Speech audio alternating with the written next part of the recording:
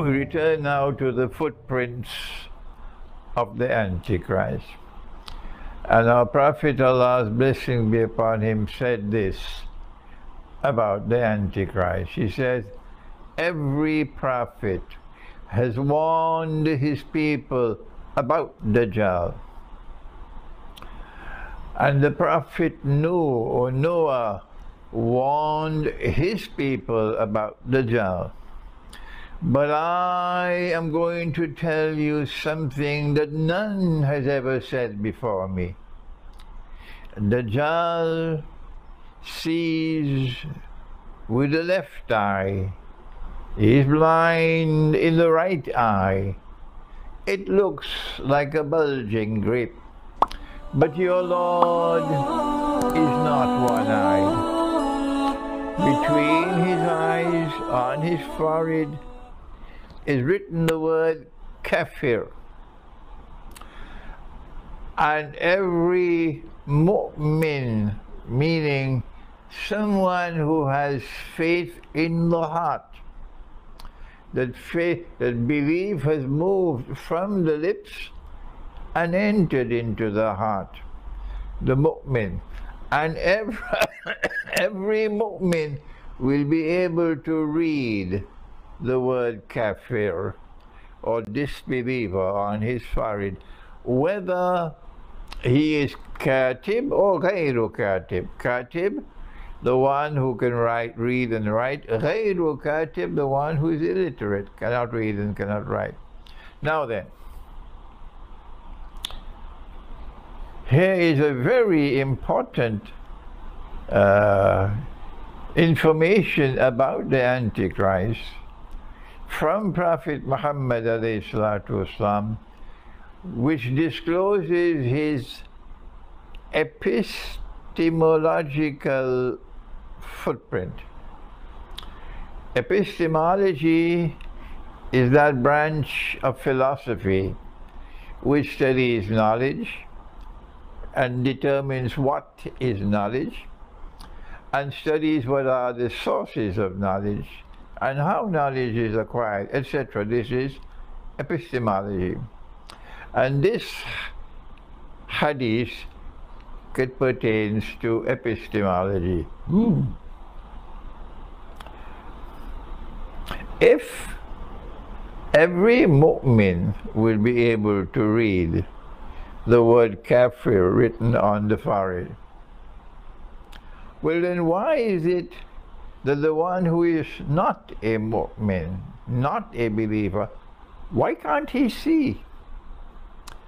So let's send him to the ophthalmologist, I think he's called, the eye specialist. Have his eyes examined. Why can't you see? The report comes back from the ophthalmologist. His sight is perfect. Oh, then?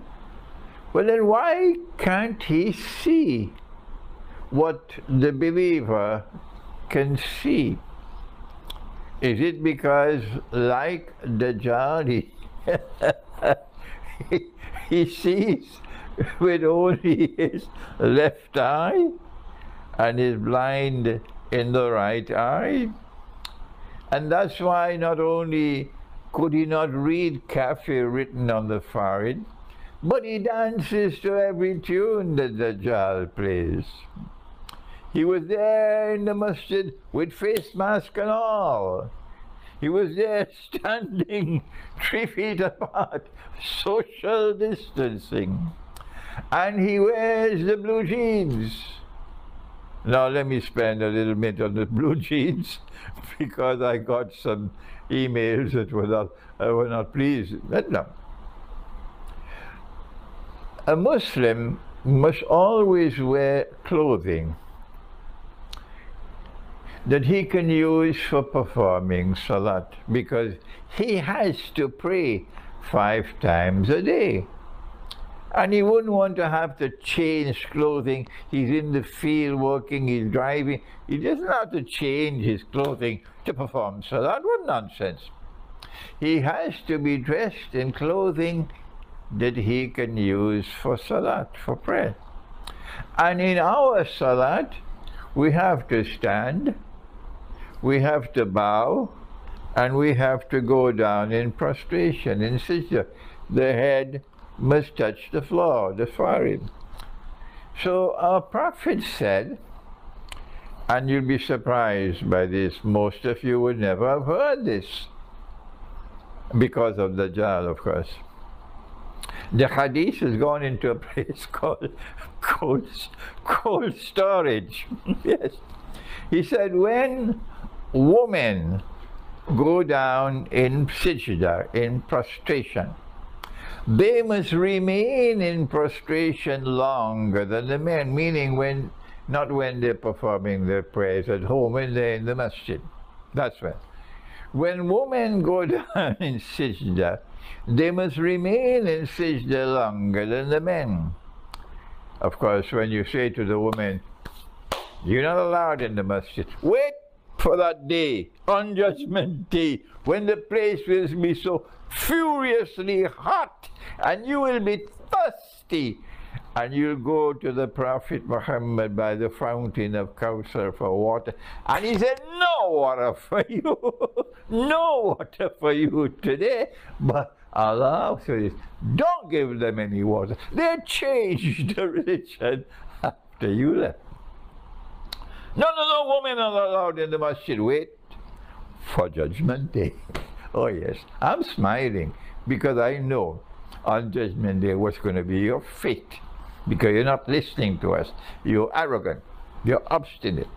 So he said, when women go down in prostration, they must remain in sijda or prostration longer than the men. Why?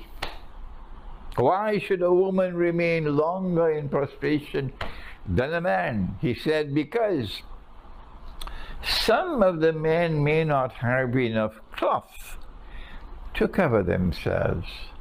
And if she raises her head too soon, it might be an unwelcome sight.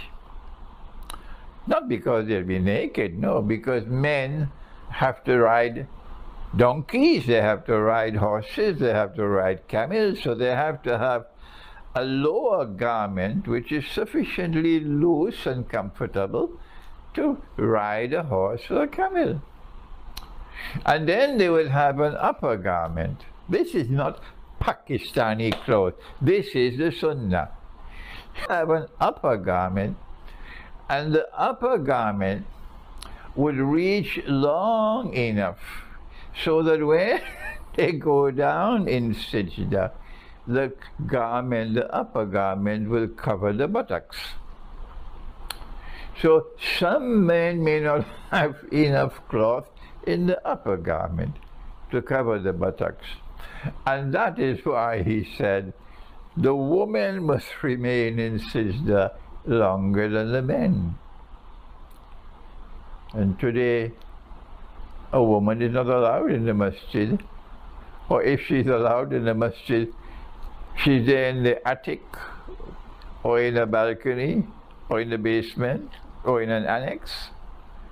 Or there's a partition between her and the men.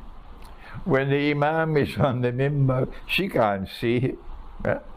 So if you have women in these places, she's in the basement, she's in the attic, she's in an annex, she's behind a partition, or she's at home. What's the use of this hadith that she has to remain in sijda longer than the men? This is a cold storage. And so here is the dress of a Muslim. You must be dressed at all times when you're in public in clothing in which you can perform your salat. But Dajjal has got you to forget knowledge. And now you dress the way Dajjal tells you to dress. And you are terribly surprised by what I'm saying today. Well, let me tell you something. if you put on your tight blue jeans and you perform salat, or you put on your trousers with nothing hanging over your buttocks when you perform salat, and you go down and you present an image, and a vision, something that is tremendously objectionable to the Lord God. You know what he can do with that salat? He can throw it back in your face. That's what he can do.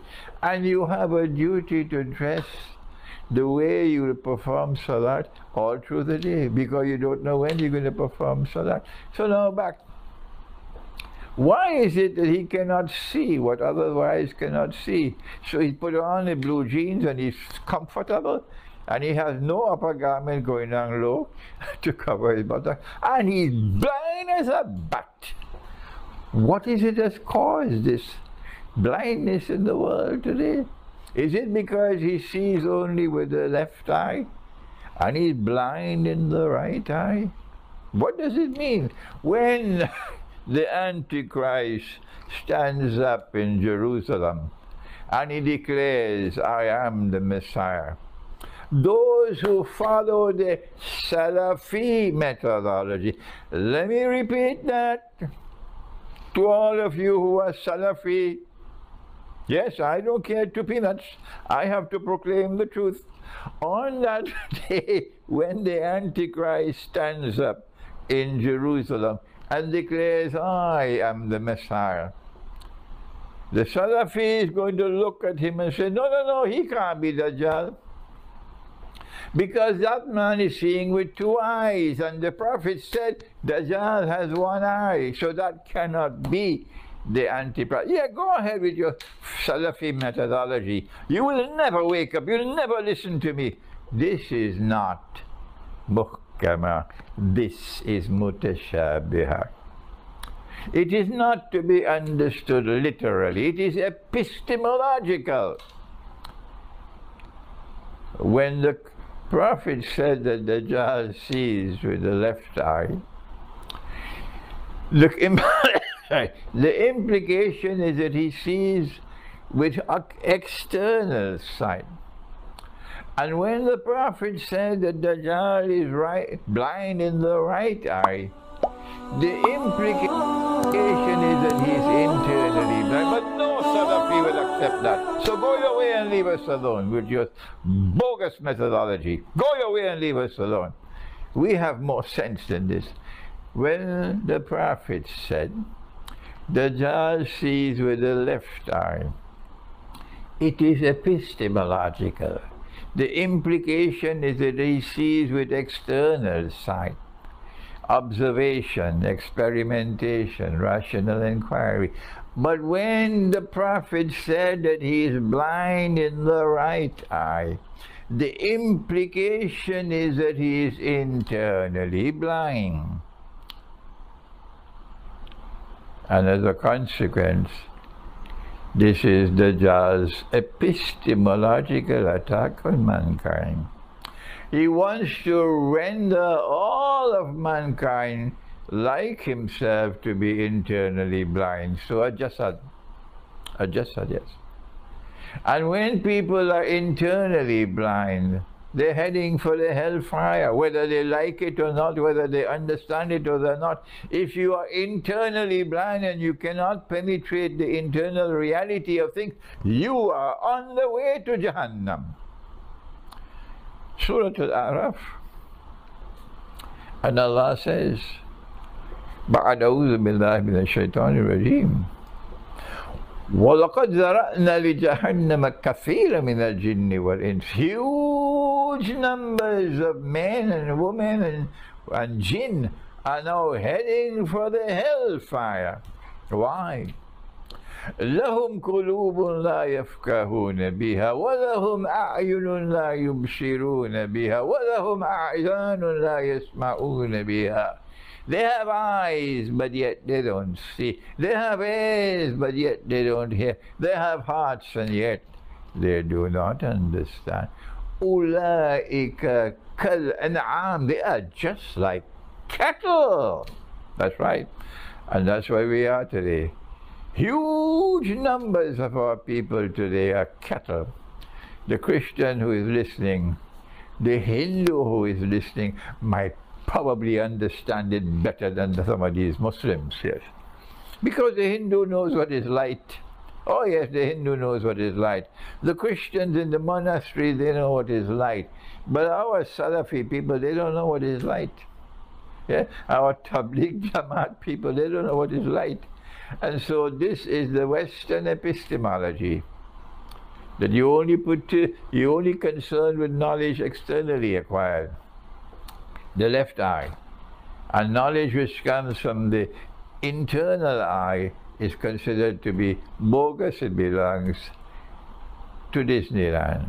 This is my explanation of the hadith about Dajjal and his blind eye. Because he has Kafir written on his forehead, the implication is that the civilization which he has created, which is modern Western civilization, it is a civilization with Kafir written on his forehead. It is a godless civilization. It's a pagan civilization. And those who are blind, because internally they have no sight, they have no nur in their hearts. They're committing zina, they're committing fornication and adultery, they engage in riba, they tell lies. They accept that a man can marry another man and get a marriage certificate, and they send the children to those schools. These people, blind like a bat, these are the ones who are now comfortable with the modern Western civilization. Like the new government in Pakistan, which will once again become a puppy dog of Pax Americana. That's where you are. But for those who are able to see, you will recognize that this is a civilization with the word Kafir written on its forehead. And thank you. Wassalamu alaikum.